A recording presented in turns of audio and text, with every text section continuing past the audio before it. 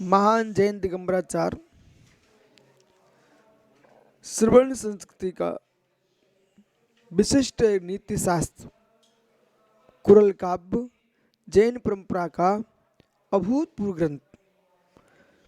इतना महानीय ग्रंथ त्रिवल्लाचार्य स्वामी ने लिखा। हर दार्शनिक अपना ग्रंथ कहते हैं। यह ग्रंथ के विषय की महिमा है। प्रतिपाद्य विषय और प्रतिपादन शैली, ये लेखक के अंदर कला है और उसका पुण्य का नियोग है। उसको प्रतिपाद्य विषय भी ऐसा मिले और प्रतिपादन की शैली। तो वाच्य वाचक भाव, वाच्य श्रेष्ठ है और वाचक श्रेष्ठ है। वाच्य श्रेष्ठ है, वाचक श्रेष्ठ है, वचन भी श्रेष्ठ है। तीन बातें ध्यान रखना। वाच्य, वाचक, वचन। वाच्य श्रेष्ठ है, वाचक श्रेष्ठ है, वचन श्रेष्ठ नहीं है, वो कृति फैल। कृति फैल। वाच्य श्रेष्ठ है, वचन श्रेष्ठ है, वाचक चारित्रहीन है, कृति फैल।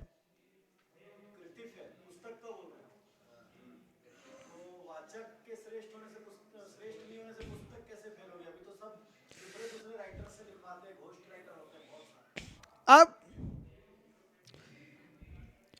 इसलिए कृति फैल कि वाचक उच्च श्रेणी की पुस्तक लिख रहा है, लेकिन उसका चारित्र्य निकृष्ट है। शील की व्याख्या कर रहा है और स्वयं शील विहीन है। जिस दिन पोल खुलेगी, कितने वाचकों की, ग्रंथकर्ताओं की पुस्तकें अलमारियों में फेंक रही हैं, लोग जला रहे हैं, मेरे पास समाचार आ रहे हैं, क्या करूं, कमरे भरे रखे हुए हैं। क्योंकि पुस्तकों में तो आगम लिखा था, अच्छी बात लिखी थी, पर लेखक जो है ना, उसका नाम सुनते ही लोगों को पसंद नहीं है। कितने ऐसे लेखक हैं अपनी बात रखने के लिए दूसरे के नाम का प्रयोग करते हैं। मेरे पास प्रमाण है। उनको बात रखने की बहुत आवश्यकता दिख रही है, पर वो बदनाम हो चुके हैं। उनकी बात का नाम सुनते लोग फेंक देते, नहीं सुनना उनकी बात। तो उन्होंने अपने चेलों का आश्रय लिया, छात्रों का आश्रय लिया, उन बच्चों के नाम पर लेख छापे। तो मैंने कहा, वो बालक मिल गया मुझे एक दिन, ये तेरा लेख है क्या बेटा, सही बोल, तेरा चेहरा कह रहा तू लिख नहीं सकता। वो सीधा बोलता, गुरुजी ने वो लिखा, मेरे नाम पे छाप दिया। इसको ना कूटनीतिक तरीके से दो तरीके से इस्तेमाल करते हैं। एक, यदि कोई ऐसी बात बोलना हो जिसमें स्रोत पता न चले कौन है, लेकिन बोलना है, शायद एकदम विरोधी बात हो या अलग पक्ष, तो करते हैं। और दूसरा, हम लोग एक और इसको तरीके से करते हैं कि जैसे कभी श्रोता जो है बहुत महाज्ञानी टाइप का है, वो कुछ नहीं सुनेगा हम, तो फिर हम उससे बड़े आदमी का नाम लेते हैं कि इन्होंने ये कहा है, तब उसके दिमाग में बात जाती है, वो कहा है नहीं कहा है, वो बात की बात। हाँ, तो ये बात ठीक है, लेकिन जो लेखक है वक्ता का चल जाएगा, लिखने बैठा हुआ है, वो अपना नाम नहीं दे पाएगा। तो वो क्या करता है, पूरी पुस्तक लिख लेगा, नाम कुछ ऐसे आदमी के डाल के चला जाएगा जिससे कि भविष्य में हमारी पोथी चलती रहे। उसे परंपरा से प्रयोजन है। बोले मेरा नाम नहीं चले कोई बात, लेकिन ये विषय जीवित रहना चाहिए। ऐसे बहुत लोग हुए जिन्होंने अपनी बात की परंपरा चलाने के लिए, आप स्वयं बदनाम थे तो कुंद कुंद के नाम से भी ग्रंथ लिखे हैं, छपे हैं। बहुत सारे ऐसे लोग हैं आज की तारीख में जो उच्च आदमी का नाम लेकर के अपनी बात रख लेते हैं। तो यहां कह रहे हैं वाच्य वाचक भाव। वाच्य विषय वस्तु उत्कृष्ट है आपकी, वाचक चारित्रवान यशवान है, वचन श्रेष्ठ वचनों का प्रयोग कर रहा है, भाषा का, वो कृतिकार को सहस्रों वर्षों तक जीवित रखती है। तिरुवल्लाचार्य स्वामी जब तमिल थे, वहाँ जहाँ लिख रहे थे वहाँ हिंदी बोलने वाले लोग नहीं थे। आज उनका हिंदी में मैं बोल रहा हूँ उनका ग्रंथ। जहाँ कुरल काव्य लिखने वाला सोच नहीं रहा होगा जब कि इतनी बड़ी कृति मेरी बन जाएगी, पर इतना सुंदर उन्होंने लिखा है, इतना सुंदर लिखा है, संप्रदाय से अतीत, पक्षों से अतीत, धर्मों से अतीत, धर्मयुक्त, धर्मों से अतीत, धर्मयुक्त। ये कौन सा धर्म बोल रहा है ये नहीं बोल रहे हो, लेकिन धर्म की व्याख्या कर रहे हो। और ये भी ध्वनित कर दिया, मैं पक्षों से अतीत अवश्य हूं, पर मेरा पक्ष सम्यक ही है। दुराग्रह अतीत हूं, पर मेरा जो अभिष्ट है देवता वो तीर्थंकर ऋषभदेव है। अभिष्ट गुरु है वो नृगंत मुनि है। मेरी चर्या है वो अहिंसा है। कुरल कर्ता ने, कुरल काव्य कर्ता ने अपनी तीनों बातें स्पष्ट कर दी हैं। समझने वाले समझ लेंगे कि ये शुद्ध जैन आदमी है, दिगंबर। अब यहां पर 93वें परिच्छेद में मध्य का त्याग, क्रम से सप्तविषणों की बातें कर लेते हो। स्त्री लंपटता हो गई, वेश्या हो गई, मध्य त्याग, सत्य। आध्यात्मिक दृष्टि से क्रोध, मान, माया, लोभ, कामादिक भाव, सुरक्षण्यता, ये सभी मद है।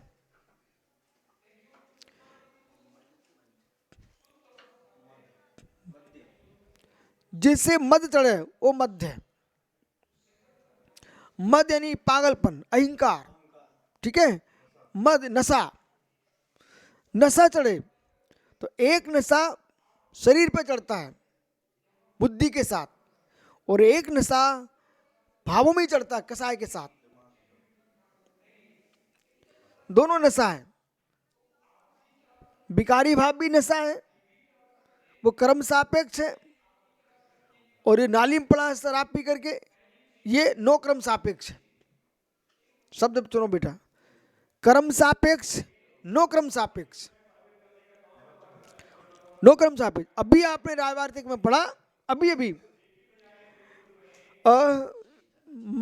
मध्य के माध्यम से, मदरा के माध्यम से, शराब के माध्यम से चेतन अभिभूत होता है कि अचेतन अभिभूत होता है, बराबर। यदि आप कहो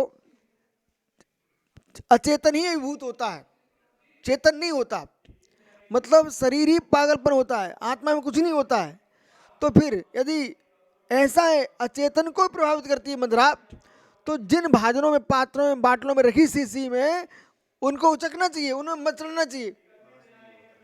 तो अचेतन में मद नहीं चढ़ता, मद चेतन में ही चढ़ता है अचेतन के सहयोग से।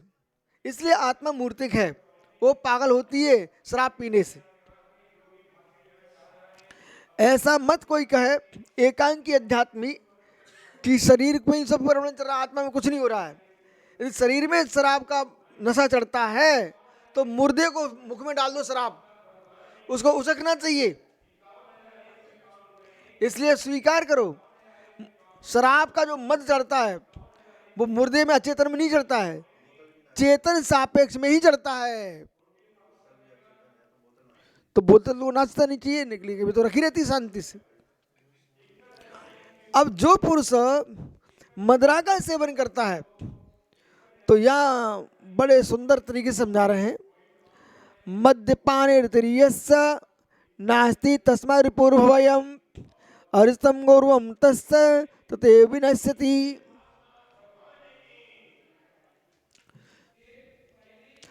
मद्यपाने तृतीयस्य, पाटन जी, जिस व्यक्ति को मदिरापान का चस्का लग चुका है वो पुरुष तस्मात् रिपुर्भवयम् नास्ति, उसके शत्रुओं को उसे डर नहीं लगता।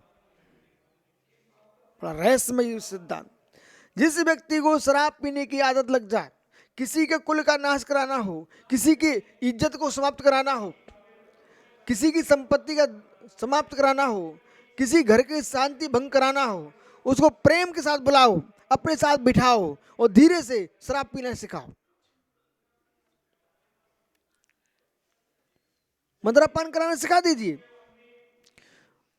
अच्छे लोग देखेंगे तुम सामने आ गए, तुम्हारी गंध मुक्की सुनकर ये अविश्वास, ये आदमी शराब पीता है, इस पर कोई विश्वास नहीं, विश्वास समाप्त। घर में पति पत्नी का झगड़ा प्रारंभ, पी के आएगा, वह उपद्रव मचाएगा।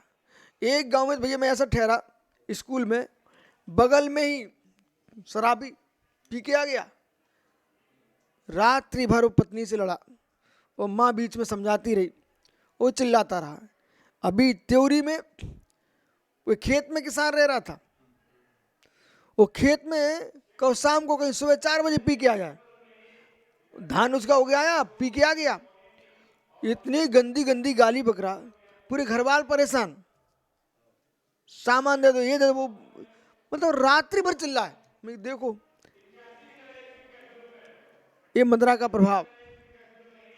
जैसे मदिरा शीशी की पीने वाला चिल्लाता है, ऐसी विकारों की मदिरा को पान करने वाला भी चिल्लाता है। कामी, क्रोधी, लोभी, मायावी, सब ये मदिरा है, संन्यता। तो किसी के वंश का नाश कराना हो, कुल का क्षय कराना हो, उसको प्रेम के साथ पिलाना प्रारंभ कर दो, वो अपने आप समाप्त हो जाएगा। तुमको उसके लिए कुछ नहीं करना पड़ेगा, कोई अस्त्र नहीं, शस्त्र नहीं, कुछ नहीं करना, बस आदत पड़ गई, वे धीरे से क्षय को प्राप्त हो जाएंगे। हैं?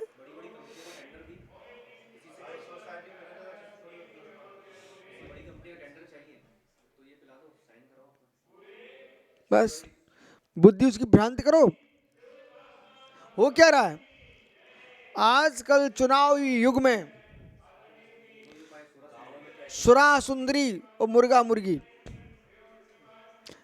निम्न वर्ग के लोगों के साथ क्या हो रहा है, इनके वोट के लिए क्या कर रहे हैं, बड़े बड़े छत्री ने और धर्म धुरंधर लोग शीशी बांट के आते हैं भैया उज्जवल जी, शराब की बाटलें बांट के आते हैं, और कितने पागल लोग हैं, एक 25, 30, 50 रुपए की शीशी के पीछे सबको सर्वस्व छोड़ देते हैं।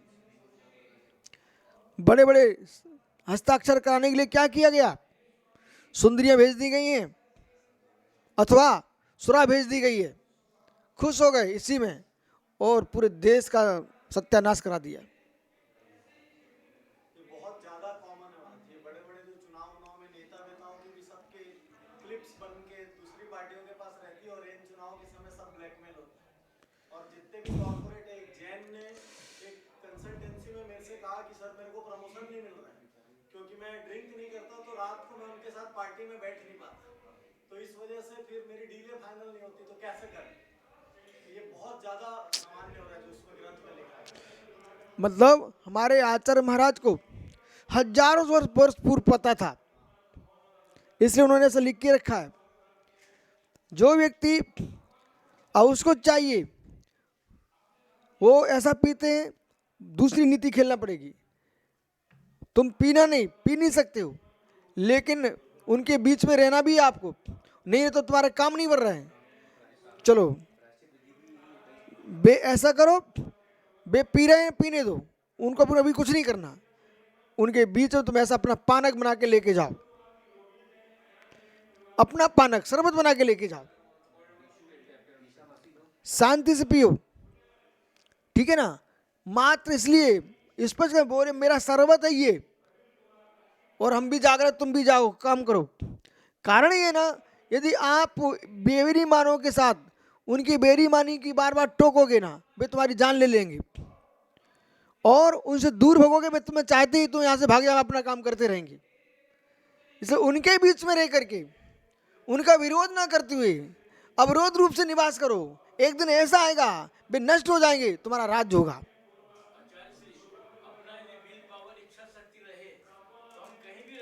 कहीं भी रहो ना, ठीक है। इसलिए आप कहीं भी जियो, कहीं भी जियो, आप सुनिए, मैं भी रहता हूं सबके बीच में। एक दिन आचार्य विराग सागर क्या बोले, मेरे पास सूचना आ गई, बोले बड़ा ज्ञानी जीव है, जहां जाते वैसे घुल मिल जाता है। हम गोमटेस गए ना, सारे साधु संतों से मिलकर रहा हूं मैं। जो महाराजों को शंका थी कि विश्वसागर हमसे बात नहीं करेंगे, मैं उनको भी अपने पास बिठाया, सबके साथ रहा। तो सुविधि सागर तो एक दिन बोल गए हमसे, बोले मैं तो ये सोच ही रहा था कि आप हमसे बात करोगे नहीं, लेकिन आप तो सबसे घुल मिल के रहते हो। हम उनके सबसे घुल मिल के रहते हैं पर मिले नहीं होते। घुल मिल के रहना चाहिए, द्रव्य का लक्षण का नाश नहीं होना चाहिए। जो आप शास्त्र पढ़ के बोल रहे हैं ना, वही होता है बाहर प्रैक्टिकल। ये आदमी अपना गिलास लेके बैठा रहता है और उसमें कुछ नहीं होता, एक्टिंग दिखाता है मैं भी शामिल हूँ। बस पीना नहीं है अपन को, बिल्कुल नहीं पीना, ठीक है। आइए, तो मत चार कसा सब मत शराब है उनका चढ़ता। अब करूँगा चर्चा आपसे, ऐसा मत चढ़ता है, ऐसा मत चढ़ता है कि भोला आपको मालूम चाहिए, शराब का मत तो घंटे 2 घंटे उतर जाता है, और कसाय का मत 15 दिन, अंतर्मुहूर्त 6 मास, अनंत काल।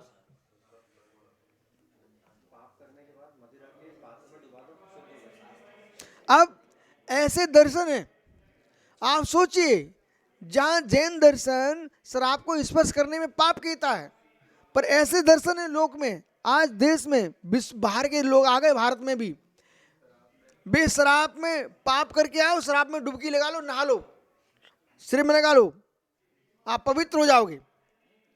ओ हो, ये भारतीयता नहीं है, ये विदेशी पाश्चात्य संस्कृति है, ठीक है ना। और जैसे वैदिक दर्शन में चिन्नामृत पिलाते हैं, ऐसे ईसाई लोग शराब पिलाते हैं। आप क्या भगवान का अभिषेक होता तो गंधोदक माथे में लगाते हैं आप लोग, परंपरा अपनी अपनी। तो कहीं गंधोदक को पीते हैं, समझ रहे ना, तो वो शराब को पीते हैं, वैसे ऐसे लगा कर बोले पवित्र हो जाओगे। तो इस प्रकार से एक कदम और आगे होने लग गया। 3 दिन पहले भारत की एक बहुत बड़ी एस्ट्रोलॉजर जो जिसका कहना है कि उसी ने विजय माल्या को जेल से बचाया, तो वो मेरी स्टूडेंट है। तो उसने घर का नक्शा देख के मेरे को बोला, आप घर के साउथ वेस्ट कॉर्नर में रोज 1 चम्मच शराब डालिए। मैं बोला ये वास्तव में, मैं और मेरी वाइफ हम लोग जूम कॉल पे थे, तो उसने घर का पूरा नक्शा स्टडी किया। तो उसने बोला मैंने विजय माल्या के सारे लीगल डॉक्यूमेंट्स एक ऐसी जगह में रखा है कि वो इस सन तक वो पकड़ में नहीं आ सकता, वो जेल नहीं जाएगा इस सन तक। तो 6 साल से विजय माल्या जेल नहीं गया अभी तक। तो वो मेरे को बहुत ज्यादा मानती, तो उसने घर का किया। तो उसने मेरे को बोला आपके घर में एक दोस्त है, तो आप डेली इतने बजे घर के साउथ वेस्ट कॉर्नर पे 1 चम्मच शराब डालिए। अब हम लोग फंस गए कैसे करें, पहले इसका कुछ और जुगाड़ बताइए। तो इसने टाइम मांगा है, 2-4 दिन में दूसरा जुगाड़ होता। मतलब मैं आपको बता रहा हूँ कि उपयोग कहाँ तक पहुँच गया। भैया एक काम करो, जहाँ उन्होंने बताया है ना पाटनी जी, जहाँ उन्होंने बताया ना 1 चम्मच डाल देना, वहां पर तुम एक अशोक वृक्ष लगा दो, जाओ। वो मत डालना, बोले अशोक वृक्ष लगा दो। तो आप सुनो भाई, मद्यतिर्यस्य नास्ति तत्सर्वभूयम्, जहां पर मद पीने का व्यसन लगा हुआ है, अरितम गौरव तस्य, उसका गौरव अपने आप नष्ट हो जाता है, और तथा ये विनस्ति, और स्वयं ही विनाश को प्राप्त हो जाता है। प्रतिष्ठा समाप्त, ये समाप्त, प्रतिष्ठा समाप्त, ये समाप्त, और धन समाप्त। अपनी प्रतिष्ठा की आहुति देना हो तो मदरा पान करो।